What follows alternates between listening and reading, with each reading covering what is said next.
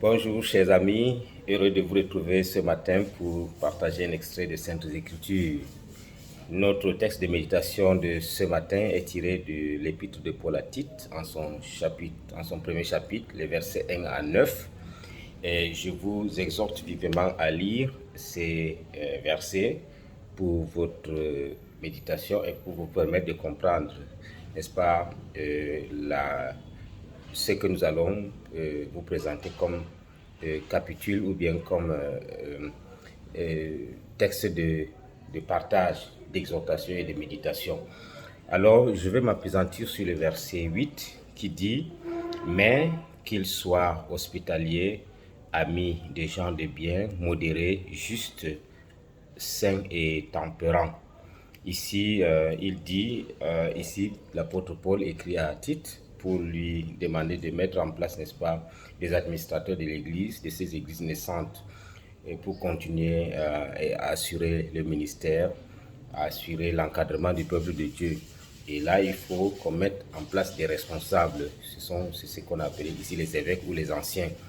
Alors, ces évêques, le choix de ces évêques ne doit pas se faire sur des bases tribales, sur les affinités de Tite avec ces personnes, encore moins sur leur capacité financière et autre chose. Il faut que ces personnes soient des gens irréprochables. Et il a dit donc au verset 7, il a présenté des choses que les personnes ne doivent pas être. Ils doivent bien conduire leur famille, etc. Mais j'ai bien voulu m'appesantir sur ces qualités, ces dernières qualités, l'hospitalité, ami des gens de bien, modéré, juste, saint et tempérant. Et surtout, il y a deux ou trois qualités qui m'intéressent dans ce texte-là. L'hospitalité, la modération et la tempérance. Ça, ce sont des grandes qualités qu'un leader doit avoir. L'hospitalité. L'hospitalité, c'est la capacité à être ouvert, les qualités d'une personne ouverte, accueillante, qui accueille tout le monde, pas accueille simplement ses amis, qui accepte les autres en dépit de leurs différences idéologiques, de leurs différences culturelles, de leurs différences tribales, de leurs différences politiques, etc. Un leader, un pasteur, un ancien doit être accueillant. Et on est souvent surpris et scandalisé de voir comment parfois des anciens d'église, à l'église même, accueillir des gens au temple, je vous dis, pour les dispositions, qui leur parlent de manière déshonorante, qui leur parlent sans aucun respect.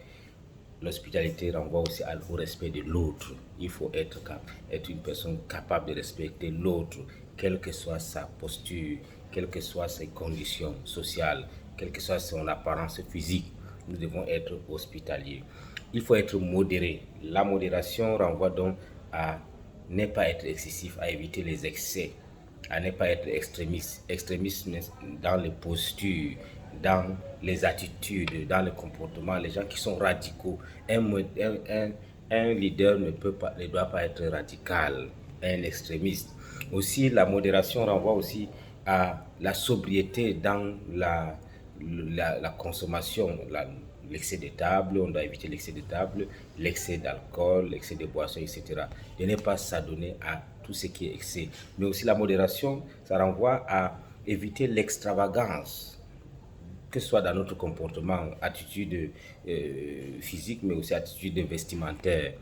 Il y a des gens qui s'habillent comme tout le monde, qui sont dans l'extravagance vestimentaire. Et ça, ce n'est pas bien pour un leader et un ancien. Et enfin, il faut qu'il soit juste. Juste, ça veut dire assurer l'équité dans ses positions, dans